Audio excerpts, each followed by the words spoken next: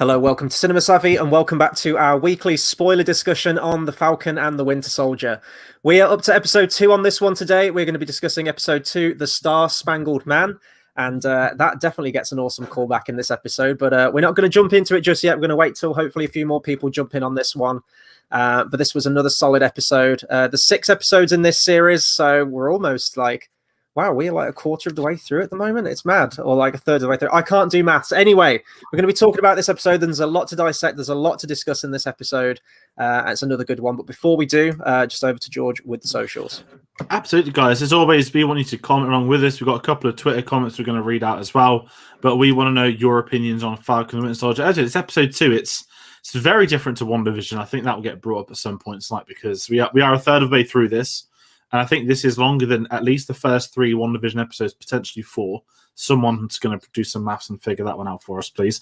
But as we always say, there's a lot of stuff happening on our channel. The best way to find out our videos, when they're going to go up, some of them can be very last minute, is to find us on our social medias, which is Facebook at Cinema Savvy, Twitter at Cinema_Savvy, letterboxd.com/CinemaSavvy. We have a links in the description below for both our TeePublic store and for your chance to win a Rakuten voucher for the Oscar live stream, which is at the end of April. So a lot of film stuff happening on the channel, but also a lot of TV as we're here again about Friday nights talking Marvel, talking Falcon and Winter Soldier. And first things first with this one, we get a polite cliffhanger out. I think polite's the best way to say it last week with the unveiling of the new Captain America. And it picks up pretty much, I'd imagine, a day or two after where we see Captain America unveiled to the public at a college football stadium. So I want to ask you straight away your thoughts on the new Captain America played, which we didn't know last week. Sorry, I've got to mention this. Which blew us away. Kurt Russell's son. He's got the chin. He's got the chin. But that completely blew me away last week. Yeah, Wyatt Russell, I think both on the episode last time we were like, and there's some new guy as Captain America. We didn't know who it was, and I don't know if it was immediately after that stream or like a day or two afterwards where you messaged me and said, oh my God, it's Kurt Russell's son. And now I like the character even more now, just based on that. And he sounds so much like his dad in this episode. When you hear him shouting, the chin, everything, like he's the absolute spitting image of Kurt Russell. So this was a big thing for me because obviously Cap is my favorite character and I don't want to see anyone else in that uniform or with that shield. And it was kind of bigged up like a villain role almost at the end of episode 1. You like sort of like your hackles go up. It's like, how dare you stand where he stood kind of thing. But I actually really kind of like his character in this one. He's got a lot of charisma and, you know, like they set up his backstory. There's some kind of, looks like he's got some duality there, whether he actually wants to do it or not. He's kind of been forced into this thing, impossible shoes to fill. We've both been sort of discussing, thinking that he might be built up to be a bigger villain towards the end or have some kind of turn or change. And I can definitely see that. But I thought they just pulled in like any old schmo off the street, just threw them in a Captain America outfit just to like save face in front of the media. But this guy's got the skills. Like he's throwing that shield around. He's holding his own in combat. And I thought, oh, okay, fair play. Like Chris Evans is my boy and he will always be my Cap. But I'd be happy with this Cap as another Cap. I don't know. What did you think? I thought he was pretty cool in this. I mean, I don't mind it from what's the word? I want to bring this up actually. I've seen a lot of abuse online this week. Not necessarily aimed at White Russell. I'm sure he would know this taking on.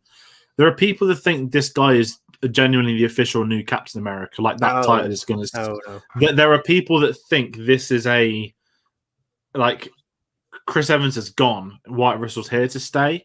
Those people shouldn't have opinions and ever tweet them again because I don't think they know how a 6-episode series works. I get it if it does at the end of episode 6, but I've got a weird relationship because I know he's a bit of a weirdo. I mean, I know that we get that great opening scene. I like that he's got a partner. He's got his friend from the military who we later find out this is going to be Battlestar, which is another comic book character. I love that they brought that into it. But I loved the opening to him, just him trying to take it in, being terrible on the microphone. And you felt a bit of humanity in him because the one problem I'd have if they brought him in and we only see him as Captain America, we don't get to know him on a personal note, know anything about him. He becomes very two-dimensional imposter almost. I like the fact that we got a bit of character. You didn't need too much character, but getting scenes with him just builds him and elevates him. So when we can bring in the 2 big names later on to interact with him, at least we know something about him. I really enjoyed that stuff with him. And I thought it's kind of, we've got to look at it in the perspective. I know you're going to bring up the song, so I'll leave that part for you. But when we speak in the past that Captain America was a symbol during the war, you know, I mean, yes, there was happening, but the current, I guess, in canon Marvel political climate, it's post the blip and it's more of a low morale of a world. And he's not been brought in to win a war. He's been brought in to be a gimmick, to be a character, to be an Uncle Sam. And I loved that kind of stuff, was that we just got to meet him and get to know, but we also know about the state of how important this figure is for society. Seeing those posters like modernized compared to what they were before. I know that in Homecoming, we got those great Captain America, like, so you're in detention, you know, so you're in gym class, all those little great things. And you forget that Captain America is not just a superhero, he's meant to be a symbol to the people. So I quite liked him from that standpoint, but I know what not to be smug, you know what the bigger picture is. And it's like, okay, so how are we going to get from A to B? Because we get teasers of it, which is the stuff I really enjoyed. And I thought it made some great comedy actually with him as well.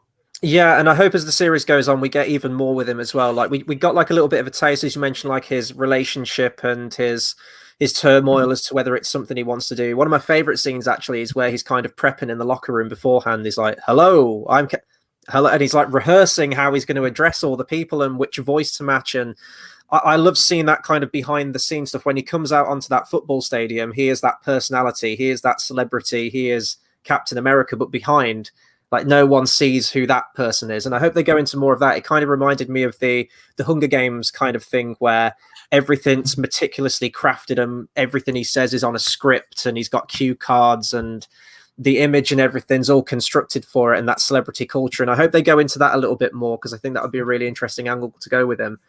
At the minute, it's kind of raising loads of questions for me as to what his position is here and what his stakes are in the actual situation. Because as I mentioned, I didn't think he'd be able to fight as well as he could. And you see him in the training videos with the shield, and he's basically doing everything the Captain America we know did. And that shocked me more than anything, because I thought, as I mentioned, like, just pull anyone off the street, get him in a Captain America costume and hand them the shield. But like, he can hold his own in a fight. And his best friend as well. Do you say Battlestar? Sorry, I don't know. Battlestar's the comic. He looks a bit like Falcon on the old costume design. You've got like a big white star in the comics, a red top, blue sort of torso. He looks like a kind of merged Captain America / Falcon type, but I don't know masses about him, but I know that he was very much a right-hand man to Captain America, which we'll get to the sort of the fight scene later, but I love the fact that we don't just have politely put a B-Tech Captain America, we basically have a B-Tech Falcon too. I got vibes from that straight away, but it just adds character to it. And I hate using the word world building, but it's very much that, you know, not even against the politics of the Sokovia Accords, which we've not had mentioned in the film, but not in the film, sorry, in the series. It's one of those things where, you know, that conversation is going to come up at some point, that he's working for the government. This stuff does exist, and I'm interested to see what happens next. You get some great lines with it, but is he a puppet?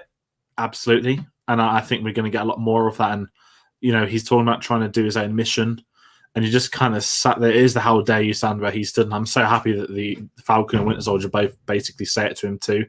You got some really good stuff with that, and it sets him up for I think it's going to be like an entitled villain. I can't quite imagine it. I kept thinking of, I know you'll laugh at this, Guy Pearce in the 90s flashback in Iron Man 3.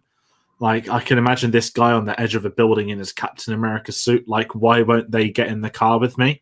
But I think I really like him in it because he looks both confused and smug.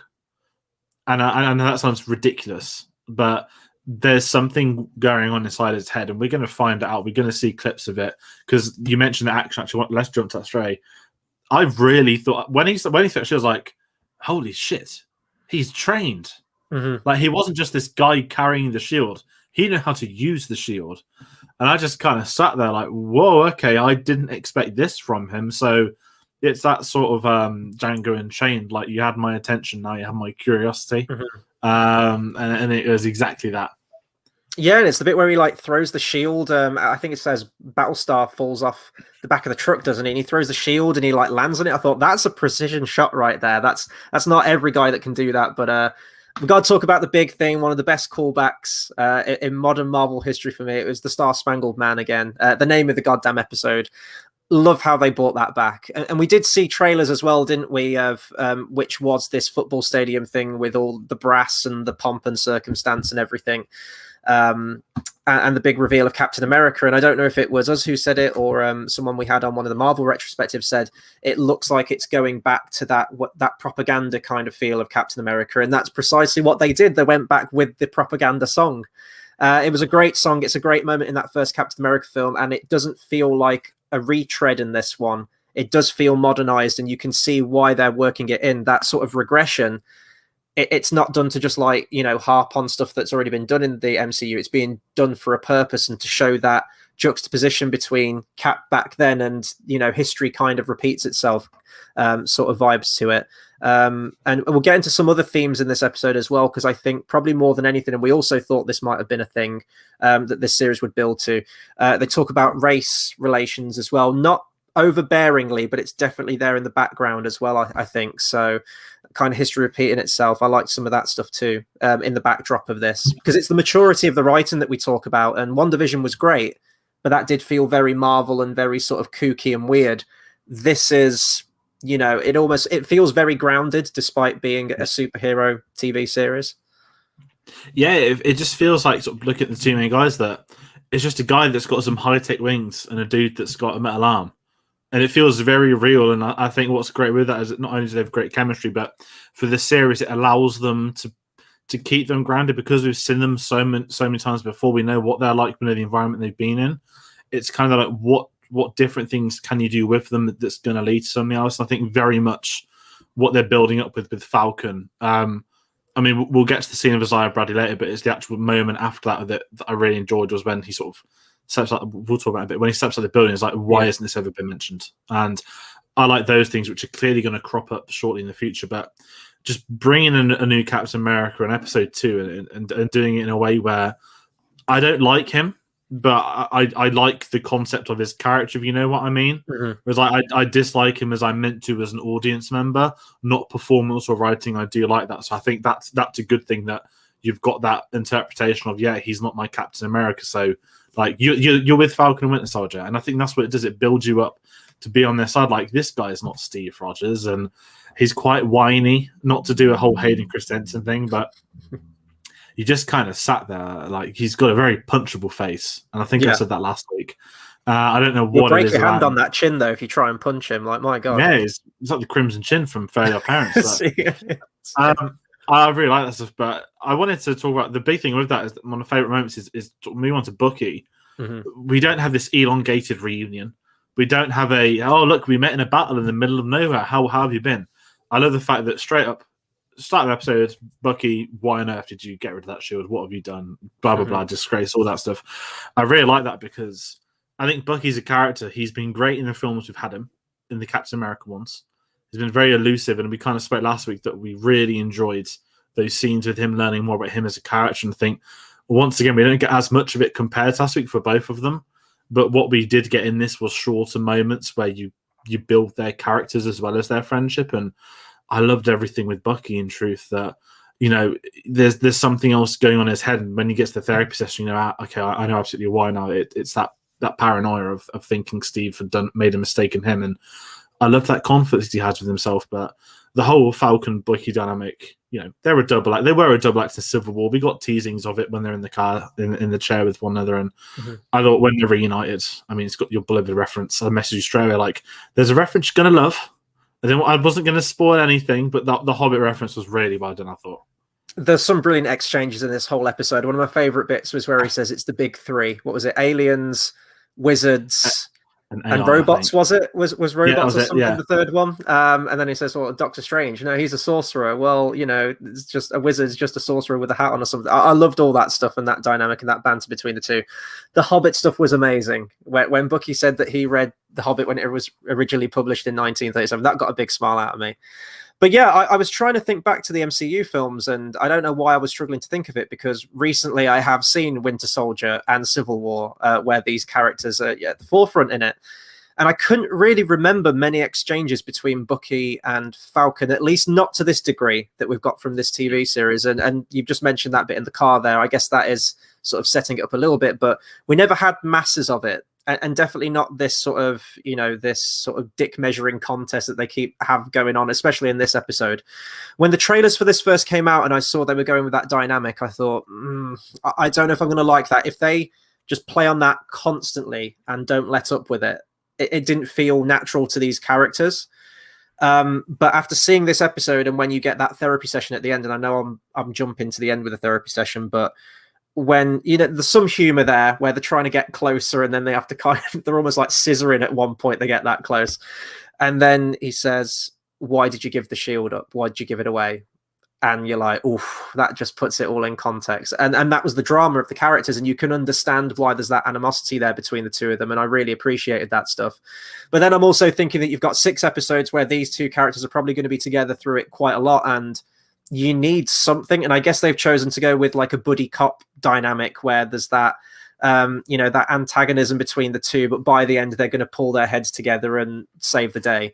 It's like a tried and tested formula, but I think you need something. If these characters were just as they are with no kind of banter between the two, I don't think it would work for a 6-hour TV series. Yeah, and I think it's something, and it sounds ridiculous, that Marvel haven't done. We've had it in the groups, we've had it in Guardians, we've had Misfits come together, but an outright buddy cop type thing, the closest I guess you can say is Iron Man and War Machine, and you don't really even get bits of that. And I'm just kind of that, I'd like to see this is something different, and I appreciate it might not be something that they feel like they could put on a film for 2 hours as well. Like, this is written for TV, this is designed for TV. I'm not making the comparison, but we've had 96 minutes of TV so far. That's an hour and a half. That's pretty much a film already, and the episode 3 is going to be a film. But we know this has been written in a way where we're going to get developments. It's designed as television, and I'm all down for it. Just spending time in the world, getting to know them a bit more. We spoke last week about their personal lives, but having then their development on screen with their Avengers life stuff, I've really enjoyed. And I think it kind of summed up when they're on that mission with each other, where he won't tell him where he's going to drop, and when they're fighting and they're in trouble, there's all these great little moments. Even in the fighting, you feel like they're both sort of developed one of them. And I think what was really smart, jumping ahead to that, was you've got the new Captain America and Battlestar in perfect sync, fighting everything with the shields and all this. And it's like, look at these guys doing it well. Then you've got sort of Bucky and Bucky and Winter Soldier. No, not Bucky and Winter Soldier. Falcon and the Winter Soldier. Just kind of not being idiots, but just all over the place, not having a clue what to do. And I love that sort of misfit dynamic. I think it works really well with them. And I'm excited to see what comes next, because they are quite a fun duo already. And I think as lead characters, I'm enjoying it. Not because I saw it recently, but it's sort of that Tango and Cash aesthetic. Like, they're two Avengers who are both clearly good Avengers. And it was always the battle to be not the best Scott, but to be Steve's best mate. Mm-hmm. And I like the fact that we're it feels more like that sort of buddy cop than the other ones we used to. Yeah, no, absolutely. And you've got the humor there from a buddy cop situation, but I like how it's not and this might sound like a slight against Marvel. I don't mean it, because they are entertaining films, but sometimes the comedy can outweigh drama in the MCU in a lot of circumstances. So I'm glad they haven't just gone for the funnies every single time. There is humor there, and there is that banter and charisma between these two actors in the script. But they do throw in that drama. One of my favorite lines in the episode, I think it was probably in the therapy session as well, if I remember. I can't remember, but it's where he says, if Cap was wrong about you, wrong about giving you the shield, then maybe he was wrong about me too. And that was Bucky saying that. I was like, oof, this is just a guy who's just, Cap always believed there was still good in him. It's like the Star Wars thing, with Luke and Vader. And if Cap was wrong about picking Falcon as his successor, then maybe he was wrong, and Bucky's always going to be broken. And that really hit me. So I'm happy if they do continue this dynamic, because I think you kind of have to. And I think that's where the bunch of the comedy is going to come from in this series. But it seems like they are still keeping it with this serious drama of these characters picking up the pieces after the events of Endgame as well. And I guess I can say R.I.P. Red Wing as well, unless he gets a replacement of that. Very, very short-lived. It was actually kind of sad. I had this attachment I completely forgot about Red Wing from Civil War until I rewatched it. But yeah, gone but not forgotten, I guess. Yeah, and you get that great Bucky line when he's like trying to talk to the other people, like, "Oh, I'm actually quite glad that happened." Did you say I wanted to do it? I wanted to do it, but yeah. It was. I was when it first happened. I thought it was Falcon, like they'd ripped his wing off. I was so confused. A really quick second, but yeah, their dynamic with each other works, and that action scene, it's it's building, because we know by the end of it, I'm not going to say they're going to be perfectly in sync with one another fighting, but it's very much how this sort of storyline does work, and I'd like them to carry on, not just the comedy aesthetic, but the dramatic stuff. And I think we're going to get the combination of drama with the Avengers and the personal life. I think that's going to come a lot sooner than we think. We already had some stuff. I think, I don't know if it's too far ahead to jump to the I can't pronounce the name. Isaiah Bradley. Isaiah Bradley, yeah. Character I didn't know too much about. I knew that there was sort of failed Captain Americas, and when we went to this house and it was the Winter Soldiers, like someone from Winter Soldiers past that's not Captain America. Like, I'm curious now, and they said the name. And I'm not gonna lie, because we're on YouTube. I didn't know it fully. I know that there was other Captain Americas, but when the moment the guy kind of says, we've met before, I think I took half round. I was like, oh, he must be another super soldier. And we got this great moment where, what did he say? The only reason he let them in was because he wanted to see it was still him, or something like that. And I was kind of there, like, I by the time you've watched these videos, I'm a massive Winter Soldier fan. I love seeing all the Winter Soldier stuff, the whole sleeper agent, all that thing. And it was, again, it built up Bucky's past, that the government knew who he was and they sent people after him, and no one could ever get the job done. He was that good. And I love this dynamic, and the fact that it had been, I don't love the fact it had been locked up horribly, but I kind of mentioned earlier, when that scene finishes and Falcon walks out, you can tell he's disgusted, saying, hold on. There'd been not just other Captain Americas, that there'd been a black one who was put in prison and stuff. And I was kind of there, like, judging off what was last week. We know there was the bank scene, and we know that is very much a storyline Marvel are going with. The America's not ready for a black Captain America. That's probably not just for the series. That's probably a reflection of the current world and the way it's been for many years. And I think it's really building towards that in a way I didn't expect. I don't know if we'll see him again. I think that's going to be a very big character moment for Falcon. I think Anthony Mackie in those scenes was great. And of course, we had the cops as well.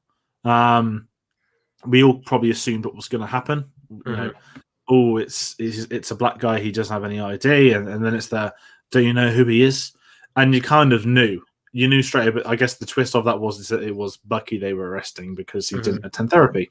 But I loved all that scene. I can't remember what state they're in, but it's just developing them, and you might not have time to do that in a film, and I'm glad they didn't decide to do a flashback to the 50s or 60s when they were fighting each other. They'll do it in a future episode, who knows, but I like the fact that we didn't have that, where enough was said just by the acting against Bucky in that moment. And I thought I didn't expect, and I really enjoyed it. It just builds up that Marvel world even more. Yeah, no, absolutely. This was probably one of my favorite scenes in the episode, if not my favorite sort of moment of the episode. I didn't know anything about Isaiah Bradley at all. I've done, and when I say I've done some reading, I've read like a couple of lines from a first paragraph on Wikipedia, but apparently the character ties in with the World War II era stuff with Captain America, but they've modernized it for this and brought it forward to the Vietnam War, which, I think is appropriate for the MCU world that they've created with these characters. And very, very tragic character, and just shows how expendable these people are. Like Cap served his country for all these years, saved the world multiple times, discarded, bring someone new in just to fill those shoes. And the same with Isaiah, like served his country in Vietnam, was a guinea pig of this, program, tortured and everything like that, and then incarcerated for 30 years and just everything swept under the rug. And you can see just how damaging that's been for him when he breaks down as well. And I think the actor played that beautifully in that scene. And also that has a link with Bucky as well, because that must be sort of like a stark reminder to him that, this is a guy that hasn't really ever recovered from everything that he's gone through, the 30 years of being in prison, all the atrocities and everything that happened during the war, all the experiences he's gone through, been experimented on and poked and prodded and everything like that. And Bucky's trying to get away from that and rebuild his life and regain a sense of normality. But that must be quite humbling for him to see that maybe he's not going to have a happy future, because this guy hasn't had one. I hope we get more Isaiah, because he's a really interesting character and I want to know more about him. And I think that gets some really sort of good drama in the story and links. But the whole community, that whole part, and the commentary on race relations, because I think it can be a difficult thing for superhero films, or even any film really, if they're making a commentary or they're bringing it into it.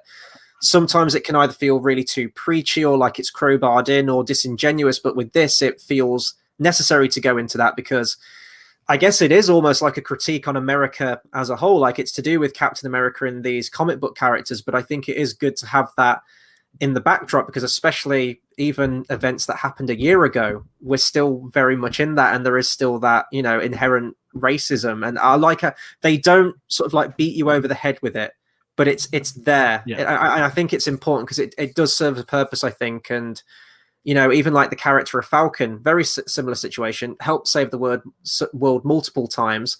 Can't get a loan in the previous episode and is kind of, you know, ostracized and cast aside, and then exactly the same in this one too. So I thought that was good. And then you also have the lines as well, on the flip side of that as well, where it says like, oh hey, it's Black Falcon. He says, why are you calling me Black Falcon?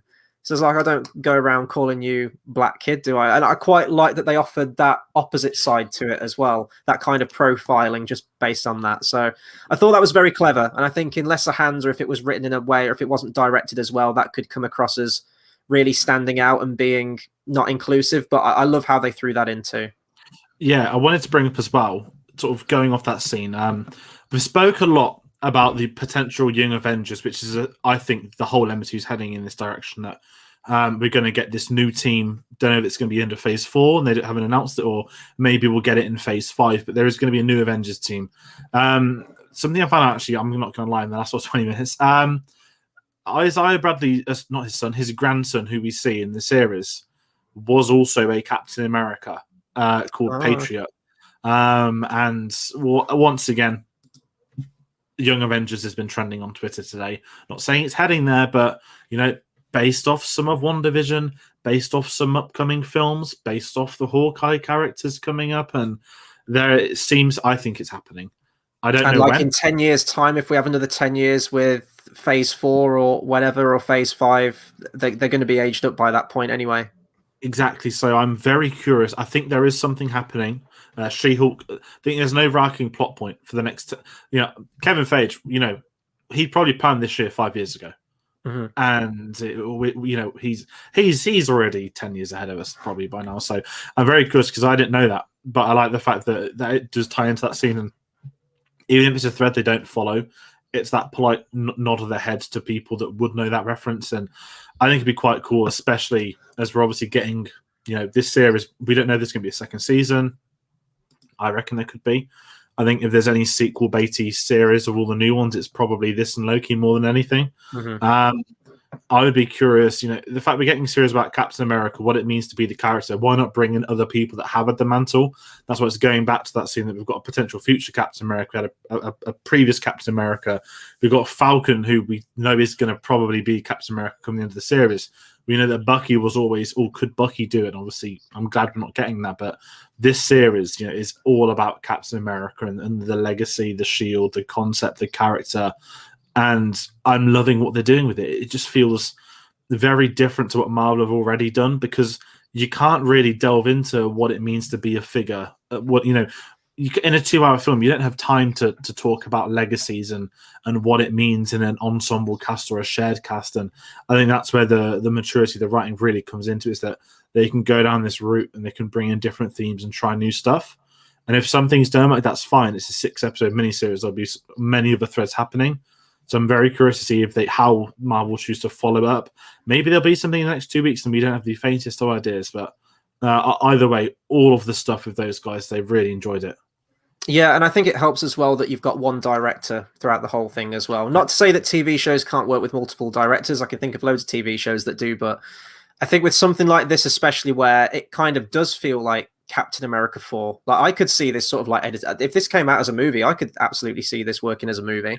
And I think Carrie Scoglin, like, she gets these characters, she gets the feel and tone of the show. I'd even say in some respects it even feels more grounded than some of the other previous Captain America things, but it's definitely in that same vein as Winter Soldier, Civil War, and it's just continuing that strong.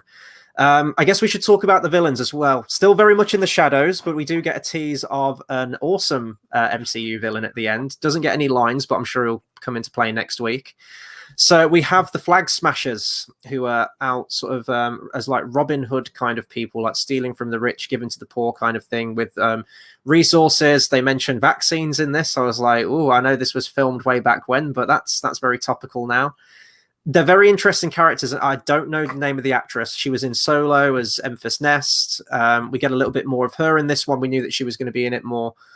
The very interesting characters. They're all these mask-wearing vigilantes kind of thing, all banding together and avoiding the law to try and was it one? They have a motto in this one: "One world, one people," or something like that. Was it? They keep saying. Yeah, it was something like that. One people, one world. Along this, it was very cultish. And that's what I quite liked. I'm going to bring it. I mean, it's Erin Kellyman that plays her. So if you didn't recognize her, guys, she also plays a masked, directed villain who later becomes a good guy and showing that they're actually stealing from the rich and giving it to the needy. Enfys Nest / I forgot her character name in this, but I love that comparison. I don't think it's intentional. It's just funny when you get coincidences like that. But I was curious because last week it was a great action scene, like they were in sync doing this robbery. Know anything about them? They were all enhanced, and then we realized that there's 8 of them. They are powerful, and people are hunting them down. And I'm intrigued to see where it goes because they've hinted at a bigger threat, that they've betrayed somebody they were working close with, or somebody's already hunting them they're afraid of. I thought straight away, Zemo's on the loose. Clearly not, because obviously we get the final scene. So maybe there's someone else in play that we've forgotten about or aren't thinking about. But either way, I'm very curious to see who it will be because we've got limited scenes with them, but I think they've developed them enough as a villain to be okay. Again, TV, you're not now a 2-dimensional villain. There's an arc happening for these guys, and one of them sacrifices himself for the others. I thought that was really well shot. Those few scenes with the jet flying off and they're like sort of Interpol people trying to come and get them before they can fly away.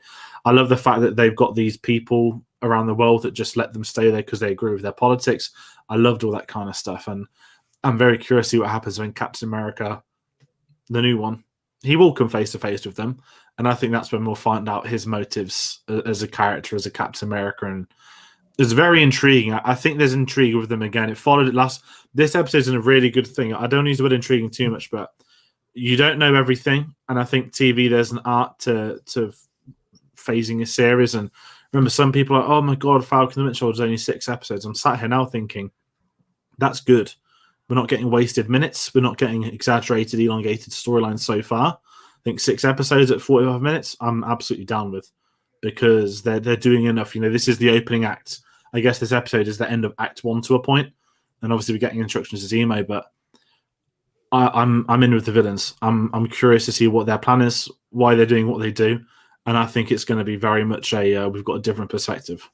Yeah, and I like that. I like that it is sort of like a secret, hidden organization and cult that he's fighting, and we assume later on it's going to be Zemo as well, and he's going to have some ties to it as well. Because this is a series where I don't want to see them go up against like a giant CGI monstrosity at the end, because it wouldn't fit into the tone that they've gone with Captain America. And you didn't have that in Captain America Winter Soldier. You didn't have that in Civil War. You had the heroes fighting against each other, but the actual core villain was very grounded. And I hope they're continuing that as well. I really like this angle and I want to know more about them. I'm trying to remember what their manifesto is, because I know that they're talking about in those 5 years, they were kind of the only people in the world. I think resources were rife. I guess Thanos did what he said, resources are finite, so half the population and people are going to flourish. And clearly they were, and now they're not. And we kind of got a glimpse of that in the previous episode where Falcon couldn't get a loan because suddenly half the population comes back, like 3.5 billion people. Things are going to have like a financial effect in that regard. So we saw that side of it, but you also assume resources, just suddenly all these people showing back after a new status quo has been maintained, and they haven't gone into like pollution and everything like that. But we know that during the blip, I think they mention in, is it Endgame, that whales have been returning and like shipping lanes and everything.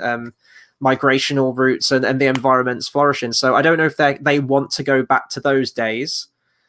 I'm still struggling to know what their motivation is, because like they robbed a bank in the last episode, but I'm like, why are they just going to give that money out to everyone else on hard times? I want to know more about them, and I know we will.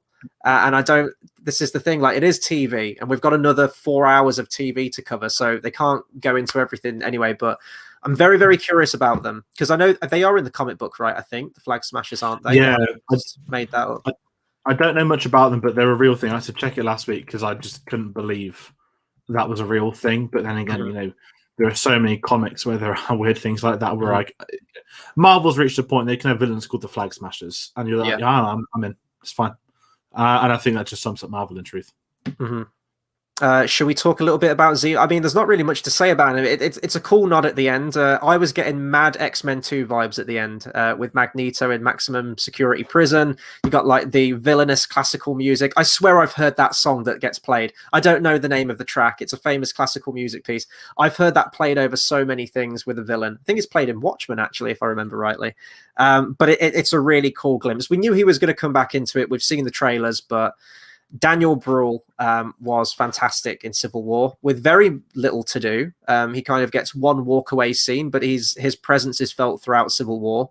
And I'm sure that's going to be the case with this one as well. I would like to see him get stuck in more. And we know that he sort of dons the comic book costume at some point, which I'm very much looking forward to seeing. But just to get any kind of interaction between Falcon, Bucky, and Zemo again is going to be incredible. So that's going to be next week. This is a lot of setup. Actually, there was quite a lot of things that this one didn't follow on from episode 1. We don't get Falcon's sister in this one either, and that sort of family dynamic. But as I say, we've got plenty of episodes coming up, so it's rife full of material. I think this was a good episode. I guess I'm sort of taking this into my overall thoughts, really, but this was a good continuation. It was good to get a sense of this new Captain America and, sort of building on the villainous side of things. But I think this was sort of forming that bond between these two characters, and we're starting to see more of that banter and back and forth that's going to build and, is going to be the main story arc of this entire series. So I'm loving the tone of it. I'm loving the depth to it, and probably more than anything in this one, because there's so many Marvel characters in this episode that I wasn't aware of. You mentioned Desire, what do you say, the Patriot, and all these other ties to like Captain America lore from the comic books. I think it's incredible when they do that, when they can just take little bits, even if it's just a reference, and maybe they'll never go back to it, but the fact that it's in there, it just helps with that world building, doesn't it? So I know I've kind of jumped ahead and talked about Zemo and my overall thoughts, but I think it's a good ending. It's a solid ending. I don't think I liked it as much as episode 1, but it's all one story, isn't it? So it's going to be taking these 6 episodes when they're all done and reviewing it sort of as a whole. But you're absolutely right. It feels like the end of Act 1, and I think we said this in WandaVision after episode 3. It feels like it's kickstarting now, and that we've reached a point. They know what the threat is. They know what they're dealing with. They've got another subplot with Captain America. Okay, who knows the best about Hydra? Like, insert classical music here. We know who that is, and I loved even the reference. This isn't me being snobby. This is because I watched it recently. The fact they're in Siberia, which is where the ending of Civil War also takes place, was a lovely, lovely little tease. Because when, with Zemo, the fact, obviously we'll know in a week what the plan is, but when they said, Zemo's back, I was like, I wonder if he escaped in the blip, or did he blip out and come back in the middle of nowhere? Like, anyone could be a free man now. I was like, I'm really intrigued to see, is he the mastermind behind it? And the fact he's in prison for me has completely changed the game. I thought, we've seen him in the purple mask, and going off even the marketing of the series, the clip they keep showing is Falcon training with the Shield. He's nowhere near getting the Shield at the moment. Maybe that'll be next episode or episode 4, but I like the fact they've showed us a little bit more than we assumed we'd get. I'm so excited for Zemo. I've said it so many times. When the Civil War video goes up next week, honestly, guys, he's one of the best things to talk about, Daniel Bruhl. And just a couple of seconds with him, I'm just already excited for next week. Like, such a shame it finished here. And going back to that conversation that Disney has fully took on the weekly airing, it carries the word of mouth. It gets people talking. And it's the best way to do TV. And I still maintain firmly there are some shows better designed for binging. I would say normally sitcoms and other ones, but when you've got a drama like this, as much as I'd love to watch all 6 together, you can kind of take it in politely. But not that there was, in absolute truth, masses to take in today. If it all dropped today, we'd have been talking about it last week. I've already forgotten these little nuances.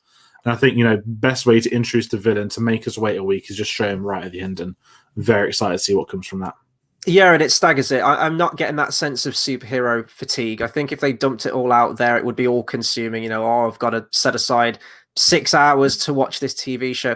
I think, though, comparing this to WandaVision, sorry, I think this one would be better designed for binging, in akin to like sort of like the Daredevil TV shows, like the Netflix TV shows that came out.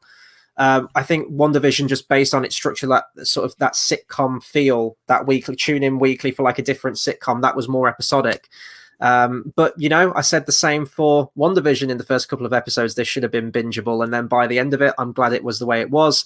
We'll have to see how this one goes. I'm interested to know how much Zemo knows, though, because if he's been in maximum security jail, the flag smashes his eyes and ears on the outside. Does he know everything that's happened during the events of Infinity War and Endgame? That's what I'm interested to find out, to see how much he knows and how much he's got planned ahead. But I think that'll do it for our conversation on this week's episode. So this was episode 2, The Star-Spangled Man.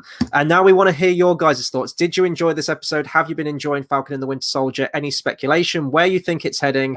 Anything that we haven't talked about? Maybe it's some comic book stuff. Please do drop us a comment. Be sure to like, share, and subscribe as well. And be sure to tune in every Friday at 8 p.m. for another spoiler discussion on this series. We've got another 4 weeks left. We're loving it so far, and we can only hope that it's building to even bigger things by the end of this thing. 8 p.m. GMT every single week. Next week may be live. It may be pre-recorded. We need to have a discussion on that, but still expect some kind of video up at 8 p.m. anyway. And of course, follow us on our social medias. It's Facebook at Cinema Savvy, Twitter at cinema_savvy, letterbox.com/cinemasavvy, and we also have the TeePublic link in the description down below where you can pick up some merch. And in the description too, enter your Oscar predictions. We're doing a £15 Rakuten voucher giveaway. All the details and information's on there, so please do read that and get yourself in for a chance to win that voucher. And if you're not tired of comic books, I mean, we've had Justice League, we've had this, we have this every week. And George, you are still powering on strong through the Marvel retrospective. If you want to tell people which one you're up to, I think you mentioned Civil War, but if you give more people information on that. Yeah, every Monday, Wednesday, Saturday, we've got a new video. We're quite far ahead in pre-recording, but tomorrow night is Ant-Man, rounding out Phase 2, Saturday at 8 p.m. But the big one, Civil War, is going to drop this Monday, the longest one of the series so far. I'm more than willing to add to that comment as well. So, like your Marvel stuff, check out our previous videos. As I said, we're doing them in a release date order. Some of your favorites might have already been done, some might not, but have a check out of them. And it's been amazing watching them in sync with Falcon and Winter Soldier as well, because there's little bits that have popped up where I'm remembering, as we said, Siberia and things like that. So I'm glad we got Civil War done before this series started as well. I'm going to add to that. But of course, you know, we don't just do Marvel on this channel. There are, of course, Oscar films coming out. We even dropped a review that no one's going to watch for The Mauritanian because it didn't get nominated for any Oscars, which was ridiculous in terms of different conversation. We'll talk about it on the Oscar night. But we are in Oscar season. The Oscar films are coming thick and fast. There will be more reviews. We don't know when, but as we always say, get their social medias to find out, and we'll let you know when they will go, because we've got a lot more we need to cover on the channel aside from Marvel stuff. But for your Marvel fans, we've definitely got you covered. Not just for March and April. Loki's in June, Black Widow's in July, Shang-Chi's in September, Eternals November, Spider-Man December, and guess what? There's a shit ton of TV shows probably coming out in that time as well. So we'll be here long term talking Marvel. As Chris said, we're not fatigued yet. I mean, it did take me 11 years to get fatigued from the last one, so. You know, I'm curious. I'm not going to lie. If it's going to take another 11 to get me done, but we'll find out soon enough. It's not too big a commitment yet. But that being said, I want to thank everybody for watching. It's been great discussing it as normal. And as I said, fingers crossed, we get absolutely an insane Prison Break scene with Zemo next week. That's my one final prediction. I'm going to end it on that. We'll see you then.